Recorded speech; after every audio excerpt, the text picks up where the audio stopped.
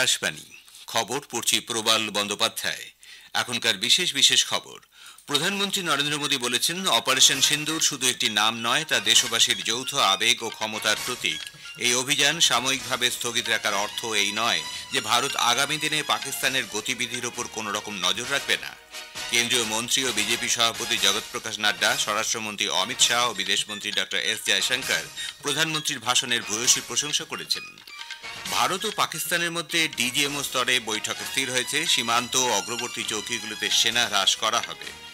ভারত ও পাকিস্তানের মধ্যে চলতি সংঘর্ষ থামাতে তিনি সচেষ্ট হয়েছেন এবং উভয় দেশের সঙ্গে বাণিজ্য বৃদ্ধি চান বলে ডোনাল্ড ট্রাম্প যে দাবি করেছেন, ভারত তা খারিজ করে দিয়েছে। জম্মু কাশ্মীর সরকার জানিয়েছে, জম্মুর সীমান্ত জেলা ও কাশ্মীর ডিভিশনের স্কুল ও কলেজগুলি আজ থেকে খুলে যাচ্ছে। অপারেশন সিন্দুরের সাফল্যের পর বিজেপি আজ থেকে দেশ জুড়ে 11 দিনব্যাপী তিরঙ্গা যাত্রার আয়োজন করেছে। ভারতীয় ক্রিকেট কন্ট্রোল বোর্ড জানিয়েছে, এ মাসের 17 তারিখ থেকে আইপিএল ক্রিকেট আবারও শুরু হতে চলেছে। আসছে বিস্তারিত খবরে।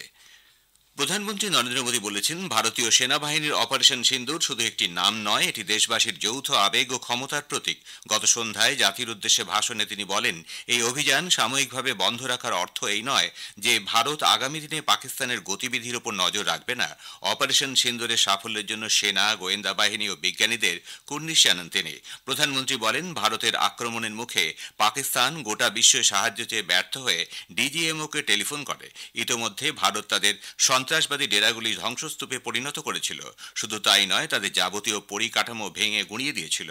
সুতরাং পাকিস্তান যখন জানালো এরপর থেকে তারা আর সন্ত্রাসবাদী কার্যকলাপকে মদত দেবে না এবং সশস্ত্র হামলা চালাবে না, কেবলমাত্র তখনই ভারত তাদের আবেদনে সাড়া দিয়েছে। শ্রী মোদী জানান, অপারেশন সিন্দুর এখন সাময়িকভাবে স্থগিত রয়েছে, তবে সেনা, নৌবহর ও বিমান বাহিনী পরিস্থিতির দিকে কড়া নজর রেখেছে।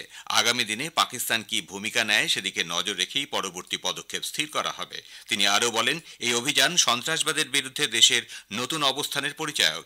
এভাবেই ভারত তার নিজের মতো করে সন্ত্রাসবাদের মোকাবিলা করবে। শ্রী মোদী স্পষ্ট জানিয়েছেন, ভারত সন্ত্রাস দমনের ব্যাপারে নিউক্লিয়ার ব্ল্যাকমেলকে একেবারেই গ্রাহ্য করবে না।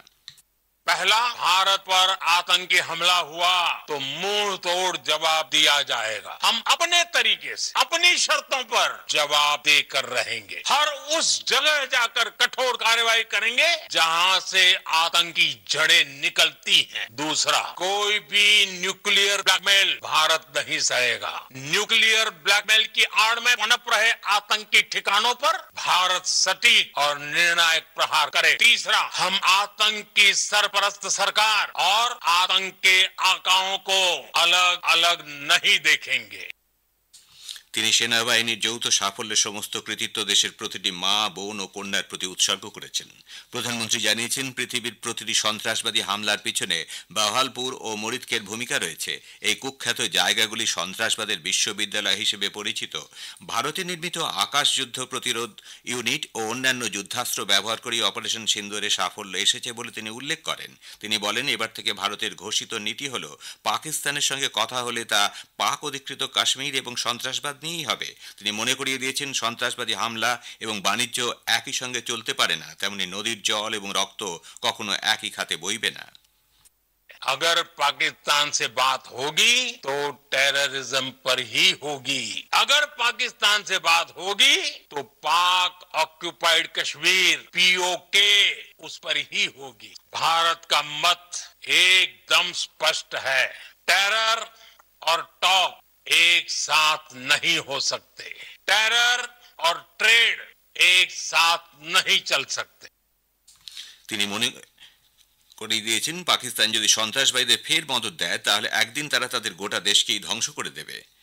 ভারত ও পাকিস্তানের মধ্যে ডিজিএমও স্তরের বৈঠকে উভয় পক্ষই সীমান্তে এবং অগ্রবর্তী চৌকিগুলিতে সেনা হ্রাসের বিষয়ে সহমত হয়েছে। ভারতীয় সেনাবাহিনী এক বিবৃতিতে জানিয়েছে, গতকালের আলোচনায় দুপক্ষই একটিও গুলি না চালানো বা কোনো ধরনের আগ্রাসী বা শত্রু ভাবাপন্ন পদক্ষেপ একে অপরের বিরুদ্ধে না করার দায়বদ্ধতা মেনে চলবে। এর আগে নতুন দিল্লিতে সেনাবাহিনীর পক্ষ থেকে সংবাদ মাধ্যমকে দেয়া বিবরণে এয়ার মার্শাল এ.কে. ভারতী বিস্তারিত তথ্য দিয়ে জানান, অপারেশন সিন্দুরে ভারতীয় সেনা পাকিস্তানের নাগরিক পরিকাঠামো এবং সামরিক ঘাঁটিগুলির ক্ষয়ক্ষতি কমানোর চেষ্টা চালিয়েছে। লড়াই সন্ত্রাসবাদীদের বিরুদ্ধে এবং তাদের মদতদাতাদের পরিকাঠামো নষ্ট করার লক্ষ্যে কোনোভাবেই পাকিস্তান সেনাবাহিনীর বিরুদ্ধে নয়।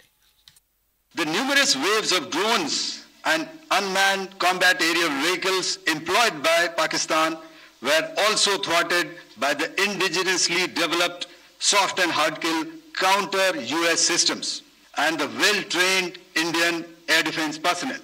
All this was brought together as an efficient and effective AD environment by the integrated air command and control system of the ISCCS of the Indian Air Force.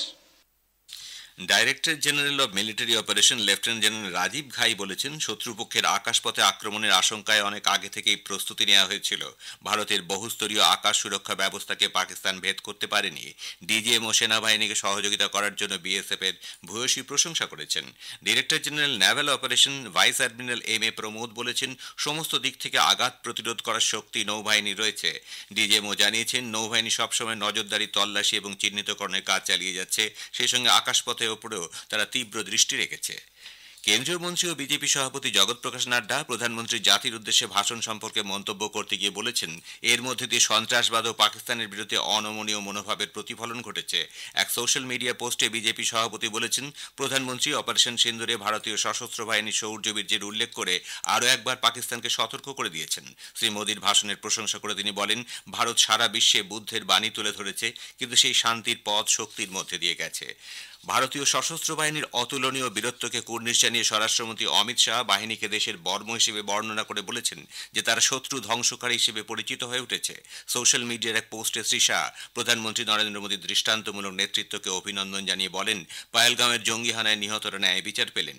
তিনি আরও বলেন, শ্রী মোদী এটা প্রমাণ করে দিয়েছেন যে দেশের কোনো শত্রুই শাস্তি এড়িয়ে চলতে পারবে না। তিনি বিএসএফ এর সাহসী জওয়ানদেরও প্রশংসা করেন। বিদেশমন্ত্রী ডক্টর এস জয়শঙ্কর প্রধানমন্ত্রী জাতির উদ্দেশ্যের ভাষণের প্রশংসা করে এই ভাষণকে উৎসাহ ব্যঞ্জক বলে অভিহিত করেছেন।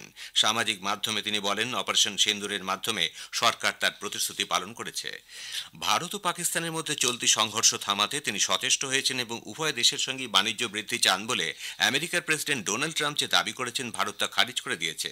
বিদেশ মন্ত্রক সূত্রে বলা হয়েছে, গত 9 মে মার্কিন ভাইস প্রেসিডেন্ট জেডি ভ্যান্স ও প্রধানমন্ত্রী নরেন্দ্র মোদীর মধ্যে বৈঠকে বাণিজ্য নিয়ে কোনো কথা হয়নি। ওই সূত্র আরও বলেছে, অপারেশন সিন্দুর শুরু হওয়ার পর মার্কিন বিদেশ সচিব মার্কো রুবিও গত 8 ও 10 মে বিদেশমন্ত্রী ডক্টর এস জয়শঙ্কর এবং 10 মে জাতীয় নিরাপত্তা উপদেষ্টা অজিত দোভালের সঙ্গে কথা বলেছেন। সেই সব আলোচনাতেও বাণিজ্যের প্রসঙ্গ আসেনি।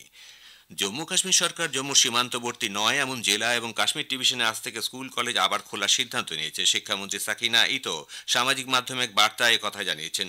উল্লেখ্য, সীমান্তবর্তী এলাকায় সাম্প্রতিক শেল নিক্ষেপ ও বোমা বর্ষণের পরে বর্তমান পরিস্থিতি সামগ্রিকভাবে খতিয়ে দেখেই স্কুল কলেজ পুনরায় চালু করার এই সিদ্ধান্ত। খবর শুনছেন আকাশবাণী থেকে।